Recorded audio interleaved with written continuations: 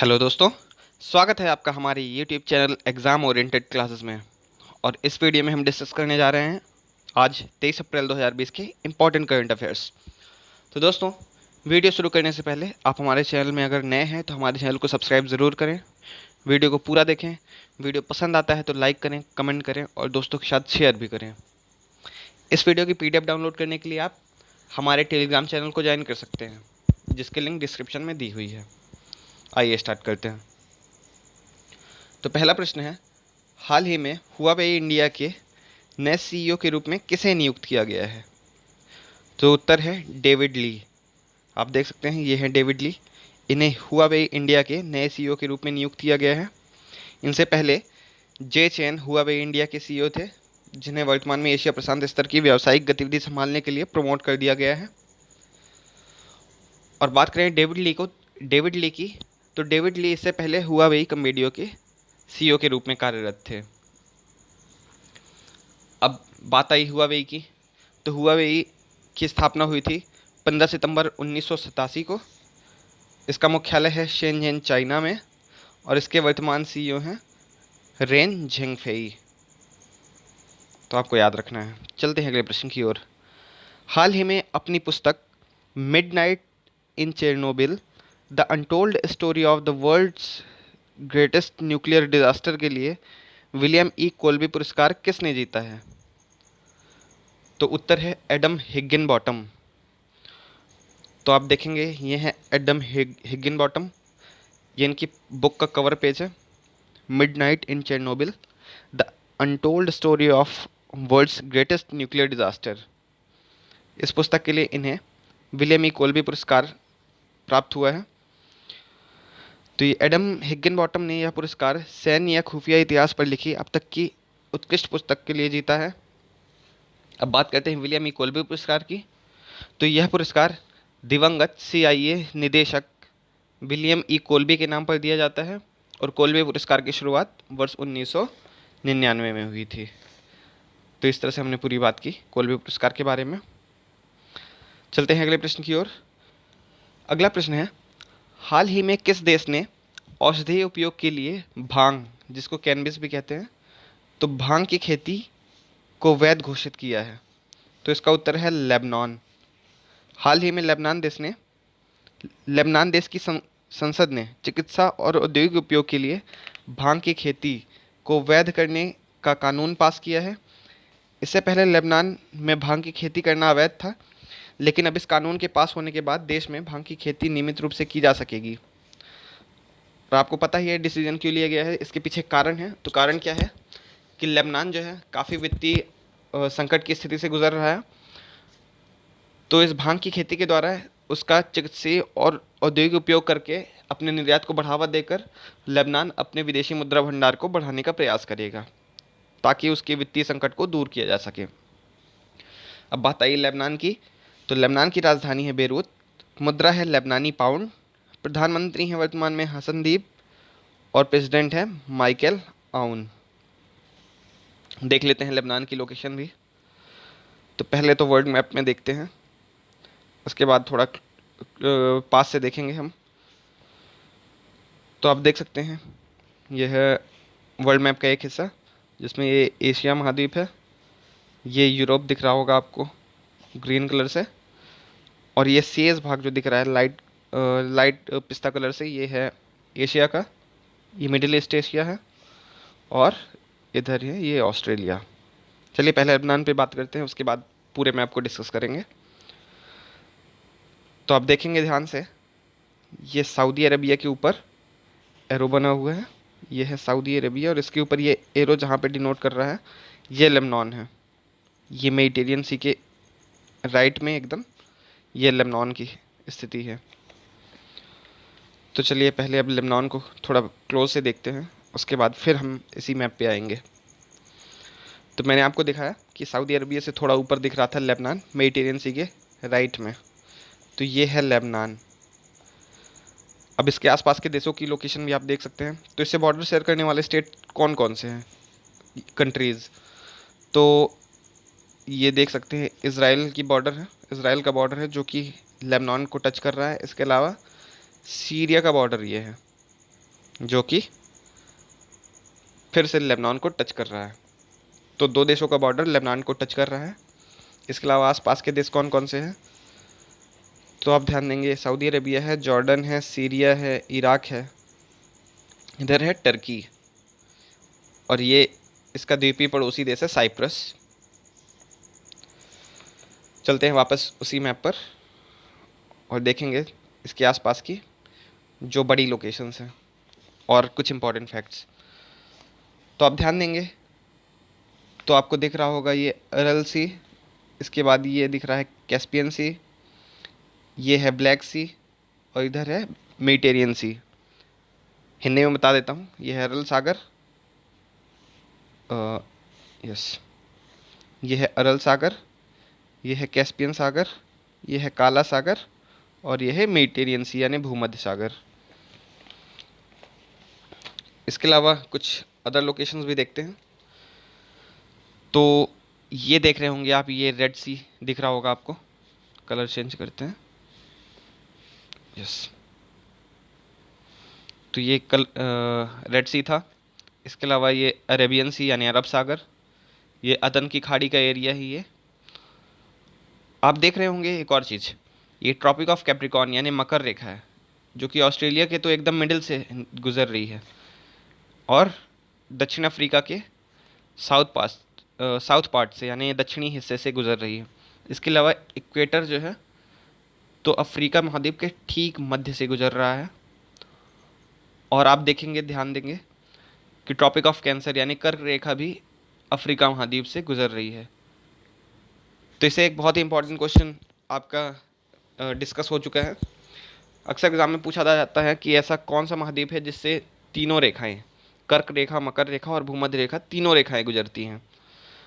तो ये महाद्वीप है अफ्रीका महाद्वीप। मैंने आपको तीनों दिखा दिया है, ये मकर रेखा है, ये भूमध्य रेखा है और ये कर्क रेखा है। इसके अलावा और भी लोकेशन देखते हैं। आपको दिख रहा होगा ये ऑस्ट्रेलिया, ये प्रशांत महासागर है इधर, ये साउथ ईस्ट एशियन कंट्रीज़ हैं इधर, ये बे ऑफ बंगाल, ये इंडिया तो आपको दिख ही गया होगा, ये इंडिया है, ध्यान देंगे आप, ये बे ऑफ बंगाल है, अरेबियन सी है, हिंद महासागर है। बस चलिए अभी अपन आगे क्वेश्चन डिस्कस करते हैं, वीडियो काफ़ी लंबा हो जाएगा। तो अगला प्रश्न है, हाल ही में किस राज्य की सरकार ने आयु एवं सेहत साथी ऐप लॉन्च किया है? तो आपको ध्यान देना है ये दोनों ऐप अलग अलग हैं, आयु ऐप अलग है और सेहत साथी ऐप अलग है। तो इसका उत्तर है राजस्थान। राजस्थान सरकार ने हाल ही में आयु एवं सेहत साथी ऐप लॉन्च किया है। राजस्थान सरकार ने कोविड-19 से निपटने के लिए हेल्थ केयर स्टार्टअप मेडकॉर्ड के साथ मिलकर आयु एवं सेहत साथी ऐप को लॉन्च किया है। इस ऐप के द्वारा लॉकडाउन के दौरान लोगों को ऑनलाइन चिकित्सकीय परामर्श एवं दवाओं की ऑनलाइन ऑर्डर एवं डिलीवरी में मदद मिलेगी। यानी कि लॉकडाउन के दौरान लोगों को घर से बाहर ना निकलना पड़े, घर में बैठे ही ऑनलाइन तरीके से किसी भी तरह की डॉक्टरी सलाह जो है वो लोगों को मिल सके। और इसके अलावा अगर दवाइयों की ज़रूरत है तो वो भी ऑनलाइन ऑर्डर के द्वारा होम डिलीवरी की जा सके। बात आई राजस्थान की, तो राजस्थान की राजधानी है जयपुर, मुख्यमंत्री हैं अशोक गहलोत, कांग्रेस पार्टी से हैं, राज्यपाल हैं श्री कलराज मिश्र। राजस्थान से लोकसभा सीटों की संख्या है 25 और राज्यसभा सीटों की संख्या है 10। देख लेते हैं लोकेशन भी राजस्थान की। तो आप देखेंगे ये इंडिया के मैप में ये लोकेशन दिख रही है राजस्थान की। और क्लोज से देखते हैं इसके जो नेबरिंग स्टेट्स हैं, जो बॉर्डर शेयरिंग स्टेट्स हैं। तो पहले इस मैप में देखते हैं तो ये गुजरात, इधर महाराष्ट्र, सॉरी महाराष्ट्र टच नहीं करता है, गुजरात, ये मध्य प्रदेश इधर टच करता है। इसके बाद दिल्ली, हरियाणा और पंजाब, ये 5 स्टेट्स और यूटी टच करते हैं। इस मैप में भी देख लेते हैं तो गुजरात है, मध्य प्रदेश है, दिल्ली है, हरियाणा है और पंजाब, ये 5 स्टेट्स और यूटी टच कर रहे हैं, राजस्थान के साथ बॉर्डर शेयर कर रहे हैं। चलते हैं अगले प्रश्न की ओर। तो पांचवा प्रश्न है, हाल ही में जियो प्लेटफॉर्म्स की 9.99% हिस्सेदारी किसने खरीदने की घोषणा की है? तो उत्तर है फेसबुक। हाल ही में फेसबुक ने रिलायंस जियो में $5.7 बिलियन यानी करीब 43,574 करोड़ रुपए के निवेश की घोषणा की है।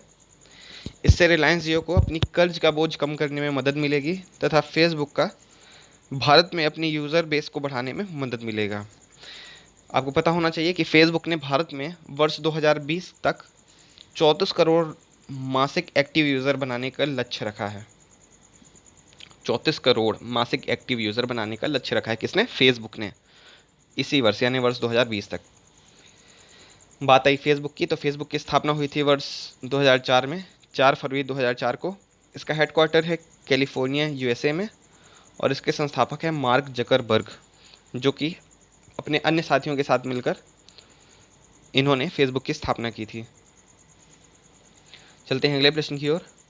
छठा प्रश्न है, हाल ही में किस राज्य सरकार ने मानसून से पहले राज्य में जल निकायों को गहरा करने के लिए सुजलाम सुफलाम जल संचय अभियान के तीसरे संस्करण की शुरुआत की है? तो उत्तर है गुजरात। गुजरात सरकार ने कोरोना वायरस लॉकडाउन के दौरान अपने सरकारी अभियान सुजलाम सुफलाम जल संचय अभियान के तीसरे संस्करण को मंजूरी दे दी है। ध्यान देना है आपको, तीसरा संस्करण है। 2018 में शुरू किया गया था, 2020 में तीसरा संस्करण है। इस योजना में गाद यानी कि जो मिट्टी का जमाव हो जाता है, आप देखते होंगे नदी के किनारों में, तो गाद बांध का निरीक्षण, नदियों की गाद हटाकर गहरीकरण का आकलन किया जाएगा। इस अभियान को 10 जून 2020 तक मनरेगा के तहत पूरा किया जाएगा। इस योजना को 2018 में हल्के मानसून के बाद शुरू किया गया था। यह मानसून से पहले राज्य के जल निकायों को गहरा करके जल संरक्षण करने की एक योजना है। यानी कि इसमें जितने भी जल निकाय हैं उनको गहरीकरण किया जाता है ताकि जल का संरक्षण किया जा सके। बात आई गुजरात की, तो गुजरात की राजधानी है गांधीनगर। मुख्यमंत्री हैं विजय रूपाणी। राज्यपाल हैं आचार्य देवव्रत। लोकसभा सीटों की संख्या है गुजरात से 26 और राज्यसभा सीटों की संख्या है 11। देख लेते हैं साथ में इसके बाद लोकेशन गुजरात की।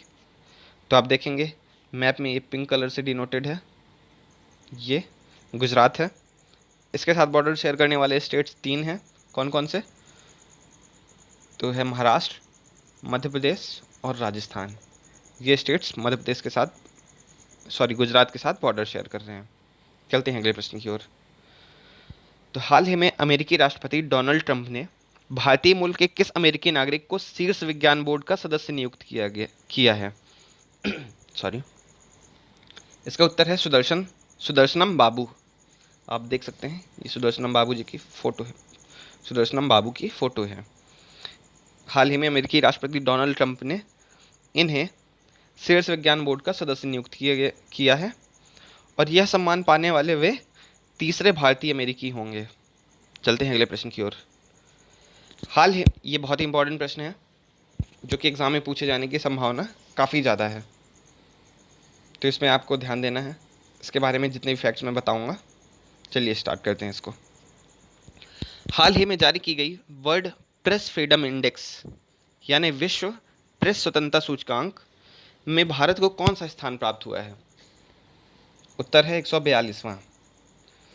तो अंतर्राष्ट्रीय संस्था रिपोर्टर्स विदाउट बॉर्डर्स द्वारा 20 अप्रैल 2020 को विश्व प्रेस स्वतंत्रता सूचकांक 2020 रिपोर्ट जारी की गई। इस रिपोर्ट के मुताबिक Bharat world press freedom index में 2 पायदान खिसक गया है। रैंकिंग में भारत 180 देशों में से 142वें स्थान पर है। यानी टोटल 180 देशों की रैंकिंग की गई थी, जिसमें से भारत 142वें स्थान पर आया है। काफ़ी पीछे रहा भारत, कमज़ोर स्थिति में रहा। भारत पिछले साल 140वें स्थान पर था। माफ़ी चाहता हूँ, भारत पिछले साल 140वें स्थान पर था और जो 5 अगस्त 2019 को कश्मीर को धारा 370 को हटाकर उसे लद्दाख और जम्मू कश्मीर केंद्रशासित प्रदेशों में बांट दिया गया और इसके बाद वहाँ पे कई सारे प्रतिबंध आरोपित किए गए। अभी भी वहाँ पर काफ़ी तनाव की स्थिति है, प्रतिबंधों को पूरी तरह कम नहीं किया गया है। इसी कारण से विश्व प्रेस स्वतंत्रता सूचकांक में भारत की स्थिति प्रभावित हुई है। अच्छा, इसी प्रेस स्वतंत्रता सूचकांक की बात करें तो प्रथम स्थान पर है नॉर्वे, जो कि लगातार चौथे साल विश्व प्रेस स्वतंत्रता सूचकांक में पहले स्थान पर है, और अंतिम यानी 180वें स्थान पर है उत्तर कोरिया। और अगर हम बात करते हैं एक प्रमुख देश जो वर्तमान में काफ़ी चर्चित है और इसकी गतिविधियाँ पूरे विश्व को प्रभावित करती हैं, वो है चीन। तो चीन के स्थान की बात करें तो 170वां स्थान रहा वर्ल्ड प्रेस फ्रीडम इंडेक्स 2020 में। अब बात करते हैं रिपोर्टर्स विदाउट बॉर्डर्स की। तो ये क्वेश्चन यूपीएससी में आया हुआ है कि रिपोर्टर्स विदाउट बॉर्डर्स क्या है। तो इसका उत्तर है कि यह एक अंतर्राष्ट्रीय गैर सरकारी संस्था है, यानी एनजीओ है। रिपोर्टर्स विदाउट बॉर्डर की स्थापना हुई थी वर्ष 1985 में। इसका मुख्यालय है पेरिस, फ्रांस में। स्थापना 1985 में और मुख्यालय है पेरिस, जो कि फ्रांस की राजधानी है। इसके संस्थापक थे रॉबर्ट मेनॉर्ड और इसके वर्तमान महासचिव हैं क्रिस्टोफर डेलॉयर। तो रिपोर्टर्स विदाउट बॉर्डर्स एक अंतर्राष्ट्रीय गैर सरकारी संस्था है जो प्रेस की स्वतंत्रता के लिए कार्य करती है। यह संस्था मीडिया पर विश्व भर में होने वाले हमलों पर नज़र रखती है। विभिन्न देशों में सरकारों के साथ मिलकर उन देशों में प्रेस की स्वतंत्रता सुनिश्चित करने के लिए कार्य करती है। इसकी रिपोर्ट के अनुसार वर्ष 2019 में भारत में किसी भी पत्रकार की हत्या नहीं हुई, जबकि वर्ष 2018 में 6 पत्रकारों की हत्या हुई थी भारत में। चलते हैं अगले प्रश्न की ओर। तो हाल ही में होम क्वारंटाइन किए गए नागरिकों को प्रभावी ढंग से ट्रैक करने और उन्हें घर में रखने को सुनिश्चित करने के लिए किसके द्वारा संयम मोबाइल ऐप विकसित किया गया है। तो उत्तर है पुणे म्यूनिसिपल कॉरपोरेशन। इसने हाल ही में संयम मोबाइल ऐप विकसित किया है। यह मोबाइल एप्लीकेशन जीपीएस ट्रैकिंग सुविधा से लैस है, जो क्वारंटाइन्ड नागरिक के घर से निकलते ही प्रशासन को अलर्ट कर देगा, ताकि जैसे ही कोई भी क्वारंटाइन व्यक्ति है वो घर से बाहर निकलता है तो अन्य लोगों को संक्रमित ना करने पाए, उससे पहले ही प्रशासन को पता चल जाए और वो उचित कदम उठा सके। चलते हैं अगले और अंतिम प्रश्न की ओर। तो विश्व रचनात्मकता एवं नवाचार दिवस कब मनाया जाता है, यानी world creativity and innovation day कब मनाया जाता है। तो उत्तर है 21 अप्रैल को प्रतिवर्ष। हाल ही में 21 अप्रैल 2020 को संपूर्ण विश्व में विश्व रचनात्मकता एवं नवाचार दिवस मनाया गया था। इसका उद्देश्य क्या है, तो लोगों को नए विचारों का आह्वान करने, नए कदम उठाने एवं रचनात्मक सोच रखने के लिए प्रोत्साहित करना इसका उद्देश्य है। तो इस तरह से दोस्तों आज हमने डिस्कस कर लिए पूरे 10 के 10 प्रश्न जो कि एग्ज़ाम के लिए इम्पोर्टेंट है। आपको पता है कि हम वो प्रश्न छोड़ देते हैं जो कि एग्ज़ाम में नहीं आने वाला है, क्योंकि किसी भी एग्ज़ाम में सफलता पाने के लिए ये बहुत ज़्यादा ज़रूरी होता है जानना कि हमें क्या नहीं पढ़ना है, क्योंकि पढ़ने के लिए बहुत कुछ है। तो दोस्तों आप हमारे साथ लगातार बने रहकर ऐसे ही अपनी पढ़ाई को आगे बढ़ा सकते हैं। कोशिश करेंगे कि हमारा जो भी मदद है हम आपकी कर सकें। आज के लिए अभ्यास प्रश्न है, हाल ही में राष्ट्रपति श्री रामनाथ कोविंद जी के सचिव के रूप में किसे नियुक्त किया गया है। तो दोस्तों इसका आंसर देना है आपको कमेंट बॉक्स में। कल का प्रश्न था कि हाल ही में विश्व विरासत दिवस कब मनाया गया, तो उसका उत्तर है 18 अप्रैल। तो 18 अप्रैल को प्रतिवर्ष विश्व विरासत दिवस मनाया जाता है। और इस वर्ष की थीम क्या थी, तो shared culture, shared heritage and shared responsibility, यानी साझा संस्कृति, साझा विरासत एवं साझा जिम्मेदारी। ये इस वर्ष की विश्व विरासत दिवस की थीम थी। तो दोस्तों वीडियो को पूरा देखने के लिए बहुत बहुत धन्यवाद।